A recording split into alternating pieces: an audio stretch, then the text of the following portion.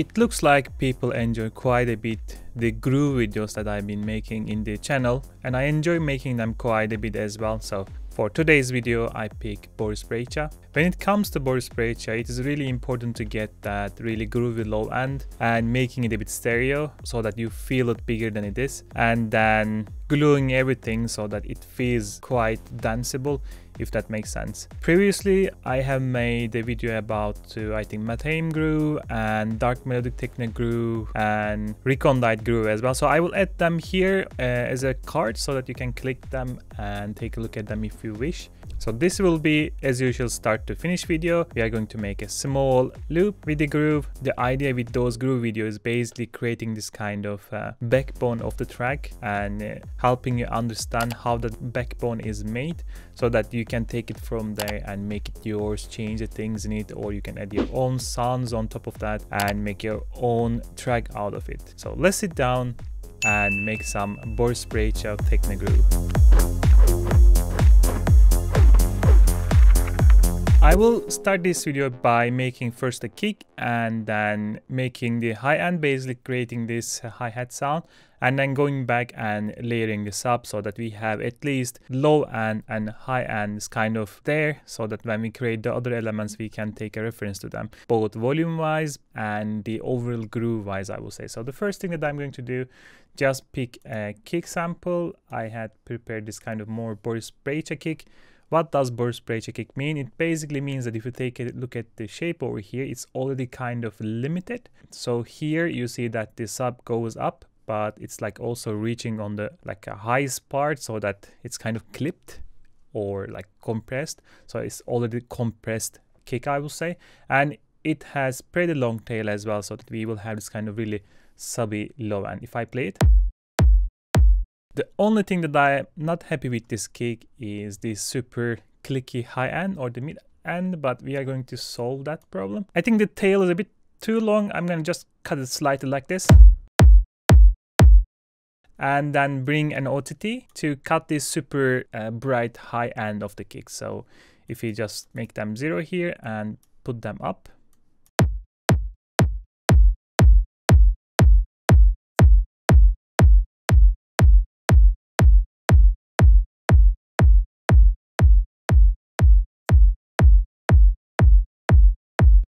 And then afterwards, I will probably go for the EQ8. And let's bring this down to -6 so that we can actually have a headroom in case we need it. And I will probably cut it slightly here. I feel like there's still a bit too much. We don't need to shape it more than this, because when we do the sub, we will process them together as well, so it's better to make them together and glue them together rather than try to do everything at once to the kick. So we will come back to that. So right afterwards, I would like to make like a simple off hat so that I can at least feel the high end, so that I don't overcompensate the things later on when I'm adding the percussive sounds. For the hi-hat sound, I will probably go for like I think PML had some nice hi-hats on their latest Premium Vault 4. So let's go to their hats. And yeah, I want to feel this slightly like an organic sound, and this one has, and maybe we can layer it, and this one could be probably like initial hit. So we can start with this guy and play together. The first thing that I would like to do, I want to have a bit smoother like a fade in on the track and shorten up a little bit. In the reference track, there was like a reverb layer on the hi-hats, and it was quite long and it was sidechained to the kick and itself. In the meantime, I felt like it gives a really nice groove to the track, so I'm going to try the similar one. What I'm going to do, I'm going to put a reverb like this, and I'm going to chain it. So if I duplicate this and delete the reverb over here and make 100% here, so we will have on this chain only wet. So let me call it wet, and let me call this dry. So I want to have it really long and bright. So that means that I can take this O's and I can add another EQ so that I can see a bit more and have control a bit more. And want to have it smoother. And I want to have like a pre-delay so that when the hi-hat is a bit empty and afterwards the wet part comes in. If we play together, you will understand a bit more.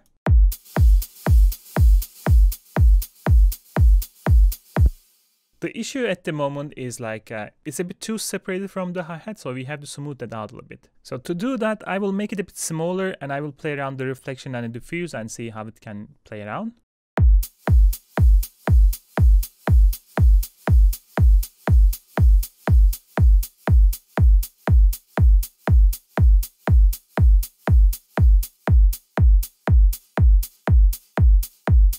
And then I would like to cut a bit the low, so I don't really need super lows here.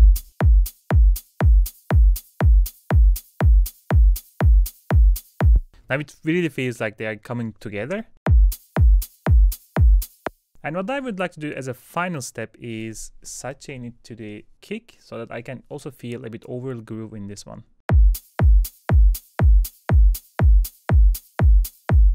Just like that. Maybe we can make it a bit loud. And then I will try the other layer now, because at the moment we are playing on a single layer because we are playing single note. And if we take the other layer now, I'm just going to copy these guys over here and put it up so that we have the second layer ready to go. Let's volume this down a little bit. And I want to have a similar fade in on this one as well. A bit shorter. And I want to overdrive a bit to emphasize the specific frequencies.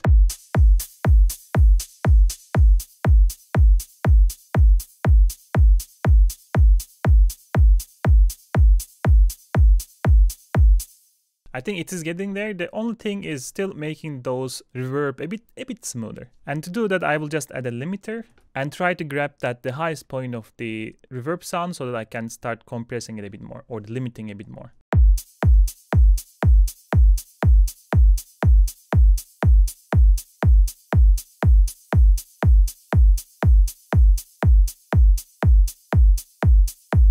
And finally, I will have another EQ here.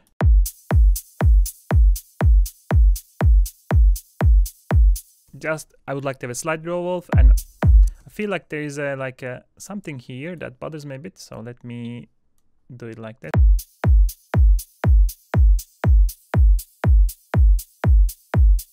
I don't want to overdo it, but something like this is really good enough. I was taking a look at his tutorials, and the thing that I realized that he likes to do things a bit more minimal, but he plays a lot with the parameters and modulate a lot of different stuff to give the track a bit more entertainment, I will say. So the track changes slightly so that it keeps the listener occupied, I will say. And to do that, one of the things that you can do, play around with the, for example, if you have overdrive parameters, so every hit feels slightly different. So what I'm going to do, I'm going to go for max for live and bring an LFO, and I'm going to map this one to the drive. So it will change the amount of the drive, so that every hit will be slightly different for the hi-hats. If I just saw this, at the moment it's too much, and I like to do it actually a bit like up so that it kind of helps with the build up every bar. So we are going to sync it to the bar and decrease the depth and decrease offset.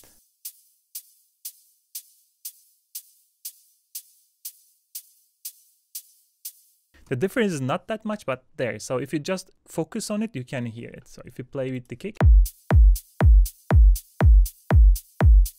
you can do this with any parameters. The common thing is, for example, doing it to the fade in and fade out, so the change it slightly, randomize it, or you can do it in the fade out or the release and so on. So it's up to you, but getting this minimal parameter changes like really helps a lot with the track. And the second thing that I would like to do, I want to layer another shaker, but I want a really bright shaker like the reference track that I was listening to.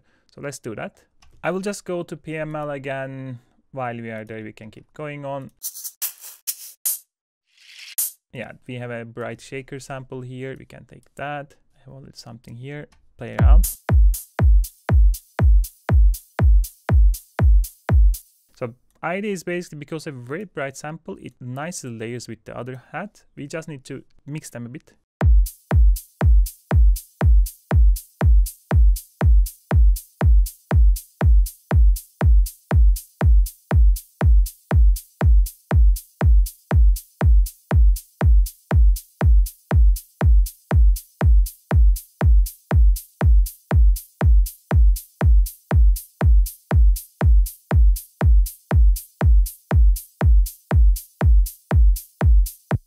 Yeah, I think something like this is good enough. And then I would like to finally group process together so that they sit a bit nicely together as well.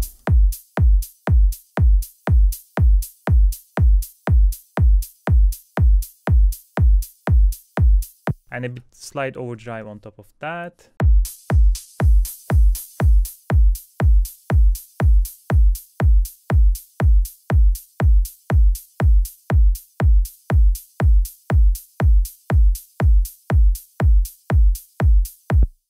Something like this to start with. The main idea was basically having this so that when I do other things in the track, I can balance a bit better. So otherwise, I feel like the track feels a bit dark and I'm overcompensating, for example, percussions or like any type of lead sounds to compensate the hi-hats. So, and it's not a good idea. When this one done, it's time to do the sub bass. In Brejcha sub bass, it's often like a pretty smooth and creamy, and in the meantime, it's kind of feels stereo and much fuller than, or much stereo than what it is actually. And these are kind of the notes that I'm going to use for the track. Let's loop this. And I'm going to use Pigments for this. And in Pigments, I will just go for analog because I have more oscillators than I have some other plans for the sample part. So what I'm going to do, use this one here and put this one 12 semitone and bring down the cutoff a bit and go for the Matrix 24 dB filter. So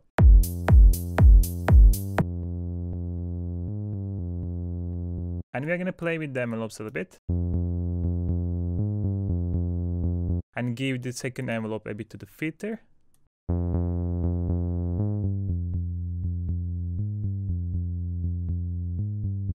And we are gonna volume up the second oscillator.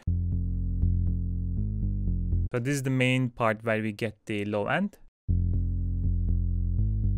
I'm gonna use it just a triangle way because it feels a bit smoother, especially if you go it really low.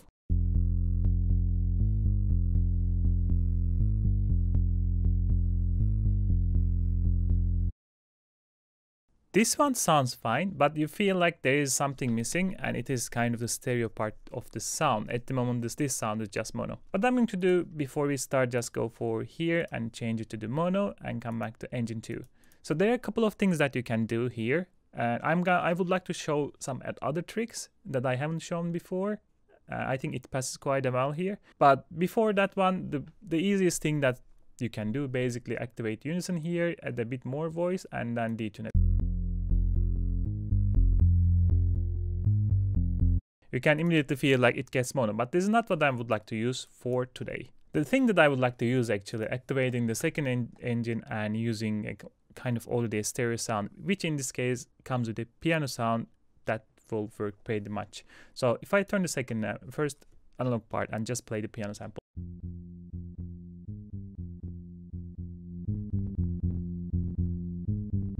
You feel like this is already a stereo sound. What does that mean for us? If I play with the other oscillators now, like here, like we don't have anything, but when we add this, immediately sounds much more stereo than what it is. It's just basically using a stereo sample, in this case a piano sample, which is kind of quite stereo, and we are playing in the low notes, so it doesn't sound at all like a piano sample. What I'm going to do, maybe open that cutoff a bit. And afterwards, what I'm going to do, this sound's supposed to get a bit more aggressive and a bit more fuller. And easiest way to do it, adding a bit distortion and overdrive and so on. So let's try adding a bit of distortion here.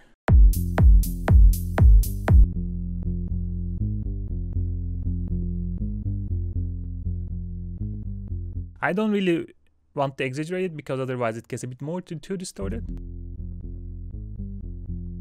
Something like this. And afterwards, I'm gonna activate a bit saturator.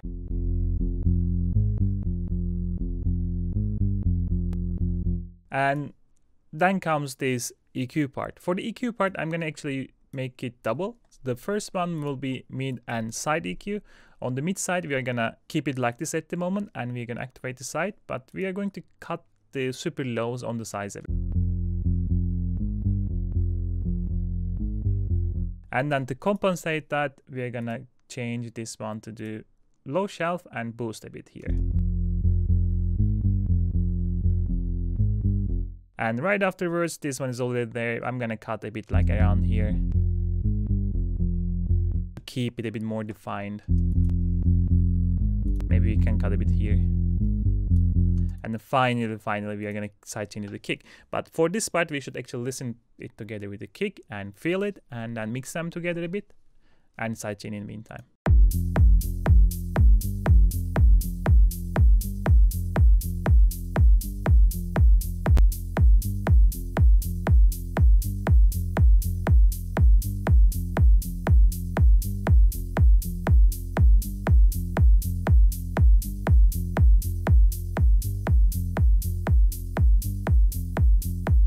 Again, just adding that simple piano sample really makes the sound much more stereo than it is.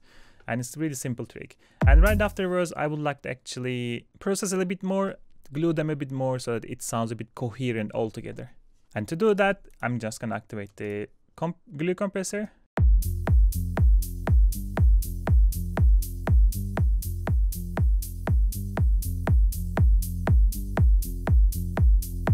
And then I would like to use a bit channel EQ on top of that.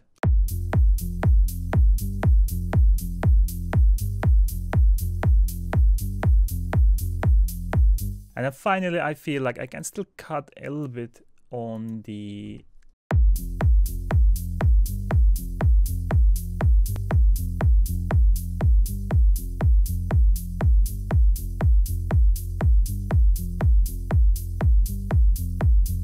Again, depending on how we feel in the track, we can still go back, maybe open this up. We can even do the same thing here.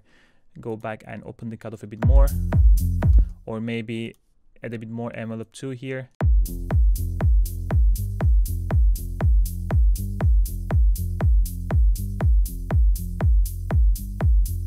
Again, it all depends on how we feel with the track and how we would like to process it. And once this one is done, it is time to make a little bit the main kind of rhythmic lead, because rhythmic leads used a lot in for Brejcha tracks. It's just super simple, but the sound itself does really weird stuff all the time. So it doesn't feel like a lead sound, it doesn't feel like a percussion sound, but it is there, gives this groove to the track, like most of the times. So let's do that. So for this one, we are going to use Pigments, and I have really super simple notes here, just playing F all the time on the off beat. And then what I'm going to do, go for the wavetable here and go for my favorite wavetable, MB2 shapes. And there we have this kind of smoother sawtooth, and we're gonna grab and we're gonna turn this down.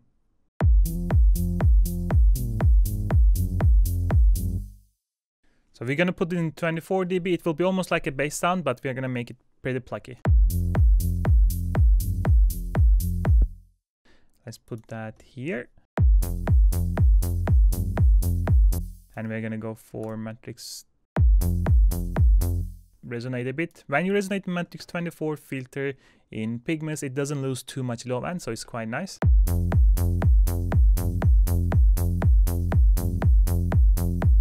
Let's volume down a bit.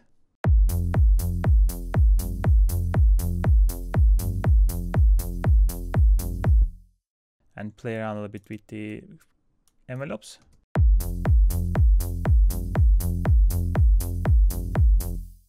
The important thing for this sound is to make it kind of as smooth and unlucky as possible, and for that we have to use kind of quite a bit of distortion overdrive and saturation, or whatever drive that we have here. So what I'm going to do for this one, put everything on tandem like this, and I'm going to use actually all of them, and that is not even enough. I'm going to go for even bit crusher. So the sound, my idea is make subtle changes, each one of them, and try to end up much more interesting sound later on. So to do that, we're gonna go for the bus A again, and I'm gonna play the drive amount a bit and turn this off and start modulating these guys. So these ones will be modulated by the envelope 3, and here the same, and here the same. My idea is just like adding up these small things to make the sound much better than it is.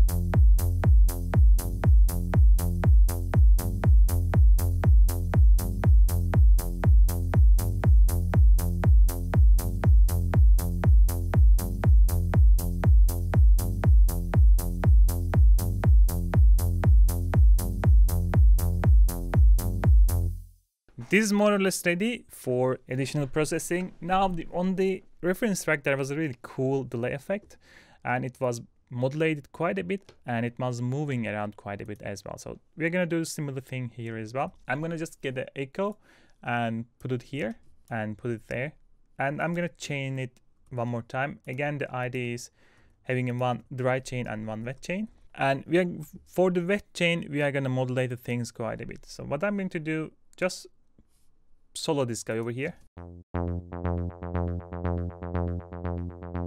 And I'm gonna go for the tripled.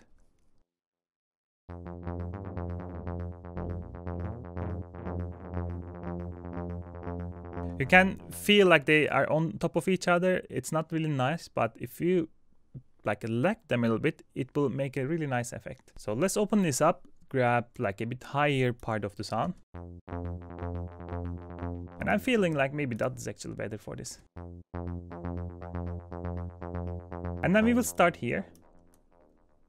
Like maybe around here. You already feel like they are not on top of each other anymore when the reverb hits. But that's not enough. We are gonna keep modulating the stuff. The thing that we are modulating here, for example, this. It will make the sound a bit move around our heads. And then I'm gonna go here, add a bit wobble. A bit morph. And I would like to also have a bit noise so that it sounds a bit like an old school delay.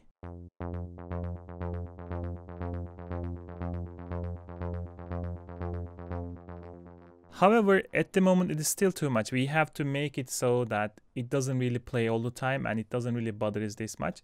And there's a couple of different ways to do it. You can actually put the LFO and modulate, for example, the wet signal by utility. So what I mean is like if you put a utility and modulate the gain, that would work. But there's also a bit lazier version of it. If you put something like LFO tool here and make it, for example, something like a bit longer, 1.1 bar, and then make it like a move around a little bit. This could be really depending on your feel, your vibe. So I'm gonna make it like a bit different. And I just realized that I was like, it's still not disappearing. So we have to take off the delay on the right channel one more time.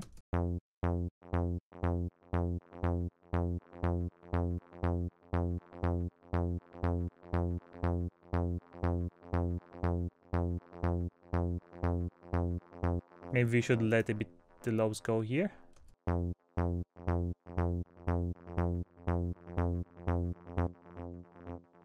And something like this will be just fine. And the other thing that I'm going to do, exaggerate even more, is actually adding an auto pan here right before the delay. And I'm gonna pan the sound a bit before it hits the delay.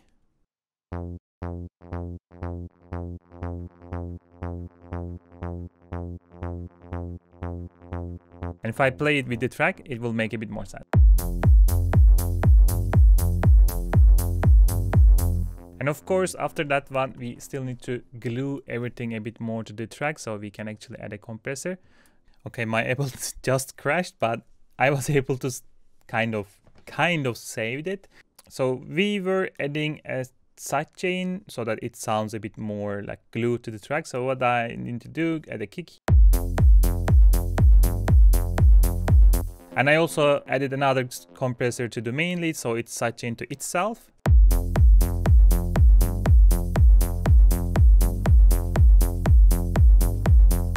Once we have done this one, we have to actually kind of make at least a pad sound on the background. And for the pad sounds, I'm thinking kind of using a bit more like a sample so that we have a bit more interesting pad sounds rather than simple pad sounds. So let's load the Pigments. So I have this duo chord over here, basically F and G sharp, kind of F minorish sound. And if you open this, the Pigments, I will go for the sample here. And again, my idea is basically finding a sample so that I can use for like a granular synthesis and get this super vibe sound, weird sounds. So I'm thinking, for example, if we go for, I think they had kind of a pads here. And then if we go through a bit while playing the note.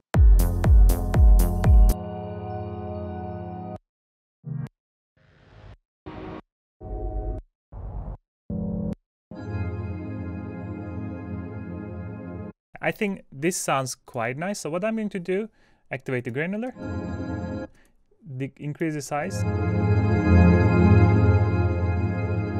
and decrease the dance stability so it's not blah blah blah all the time. And then what we are going to do, this guy over here can be easily modulated by, for example, an LFO, so that it moves around a bit, maybe quite a bit, something like that. And maybe a bit like that. The problem is it's moving a bit too much. We should make it a bit slower. So if we go to LFO here and decrease the sync, so I'm thinking like really slow. And then maybe we start point like this, maybe more, and then decrease these a bit more.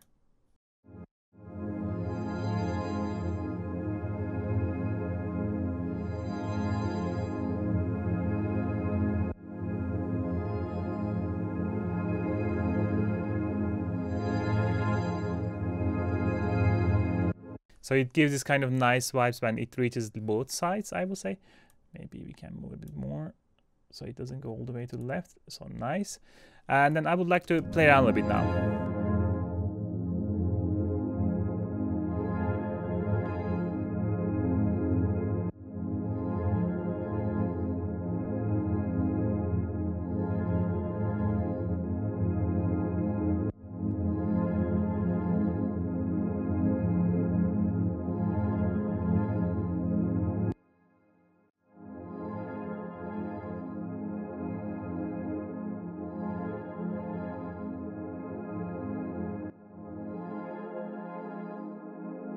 And if we play it with the track,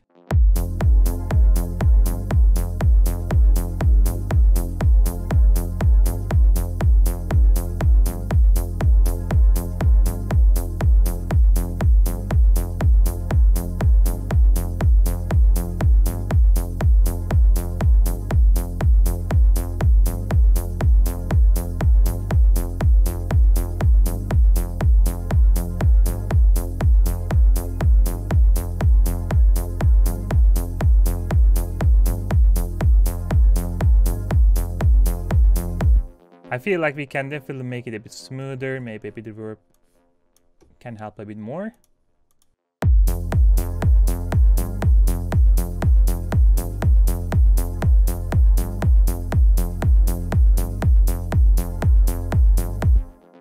And finally, in Boris Brejcha tracks, there's always this kind of synth that like synth hits all the time. And it's almost like a percussive sound, but they are not really percussive sounds, so we should do that as well. So those ones, let me quickly do that and come back.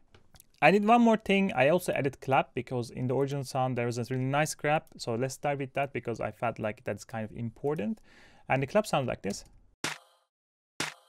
It's a bit weird clap. The reason being is that we have this regular clap sound. This is like an open and wide clap.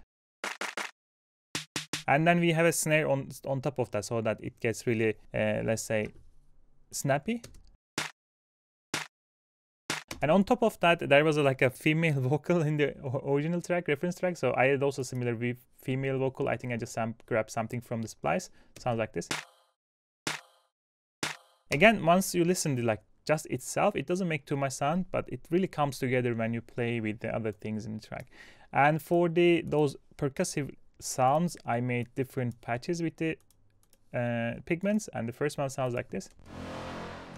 This is basically a big lead sound, but I added a lot of distortion and a lot of reverb, so it is quite in the background. So we have this kind of single sawtooth and two filters. One cleans up the lows, one cleans up the highs. So we are a bit focusing on the middle area, but on the effect side you will see that while we are using a lot of distortion and stuff, the reverb is all the way up, so it's really pushed on the behind. And then I made a kind of a contrast to this one by adding another kind of lead sound like this. This one is a bit in the front, a bit less reverb, just to contrast the original one. The idea here is almost the same, but on the effects side we took off these effects, so it's a bit in the front, and I also added a bit more unison here, a bit more detuned. And the difference here is actually adding a sample here. This was just a crash sample. If I saw this, it almost gave this kind of a white noise effect on top of that, because without this one, I felt like the lead is a bit too weak. doesn't feel aggressive enough, but once you add this one, it gets much more to the face. And then I added a bit EQ8 here and a slight reverb here. And then I realized there was a kind of this simple sine wavy sound in the reference track, like this, and then really minimalistic, simple stuff. And this one is again Pigments. This one was just actually the preset that comes when you open the Pigments. I just decrease the decay time so that it's a bit smoother, a bit shorter. And yeah, that's it. And I think I played a little bit with the maybe hi-hats. Yeah, I remember. I add one more thing, the right sound, because there was the original track as well, sounds like this. And sidechain to the snare so that we're emphasizing on that snare that we add. And it just plays all the time. And if I play all together, I can show you a bit more so that you can also get the overall vibe in total. So let's go.